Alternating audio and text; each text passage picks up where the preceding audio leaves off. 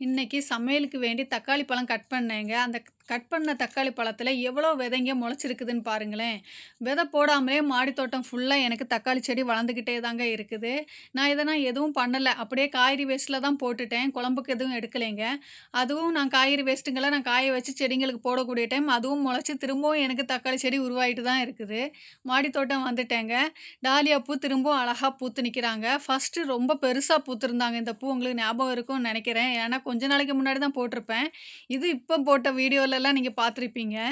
இது பழைய பூவெல்லாம் காஞ்சு போயிருச்சு ஃப்ரெண்ட்ஸ். இப்ப இந்த 2 பூ ஒண்டியா தான் அழகா கொஞ்சம் நல்லா ஃப்ரெஷ்ஷா இருக்குது. காஞ்ச பூவ பார்த்தா கொஞ்சம் கஷ்டமா இருக்கும். ஃப்ரெஷ்ஷான பூவ பார்த்தா சந்தோஷமா இருக்கும் மனசுக்குள்ள. அழகா பூத்திருக்குது வெல்வெட் ரோஸுங்க. இது நான் கம்பு வச்சு திலுக்க வச்சது. ஊர்லேருந்து எடுத்துட்டு வந்து நான் நட்டு, இங்கேருந்து நான் ஒரு 2 செடிய இதுலேருந்து உருவாக்கி எடுத்துட்டேன். அதில எனக்கு சந்தோஷம் சொல்றதில. ஏன்னா நான் உருவாக்கிட்டேனே அந்த செடிய அப்படிங்கிறதுனால. இது பெங்களூர் ரோஸுங்க. அழகா 2 மொட்டு விட்டு விரிஞ்சு வந்துட்டுருக்கு. அது விரியிறதே அது ஒரு தனி அழகு. ம் இது சண்டே எடுத்த வீடியோங்க. சண்டே நைட்டு எங்க தெருவுல பிள்ளையார் எடுத்துட்டு வந்திருந்தாங்க. நான் சொல்லியிருப்பேன் வீடியோல எ தீபாவளி வரும் வர இங்க பிள்ளையார் வைப்பாங்க.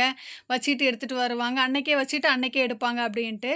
இந்த சண்டே பிள்ளையார் காலையில வச்சுட்டு சாயங்காலம் எடுத்துட்டாங்க. பிள்ளையார பார்த்தீங்களா? ஒரிஜினலாவே பிள்ளையார எடுத்துட்டு வந்துட்டாங்க.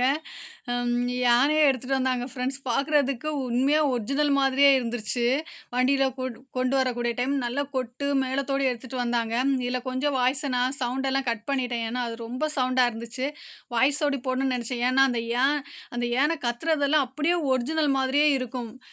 யானையெல்லாம் பார்த்து நெறைய வருஷம் ஆயிருச்சு. ஊருக்கு போனா பார்ப்பேன் கோயில்லலாம். இப்ப எல்லாம் பார்க்க முடியறதில்ல.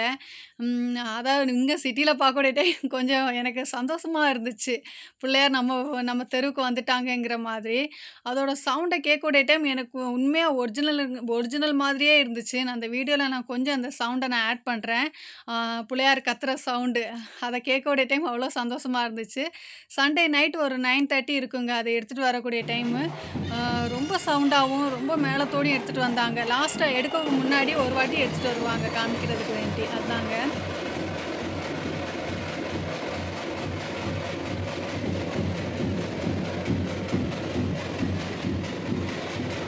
பார்த்தீங்கன்னா தெரிஞ்சிருக்கும். சவுண்ட் அவ்வளோ அழகா இருந்திருக்கும். எவ்வளோ அழகா போறாங்க பாருங்க.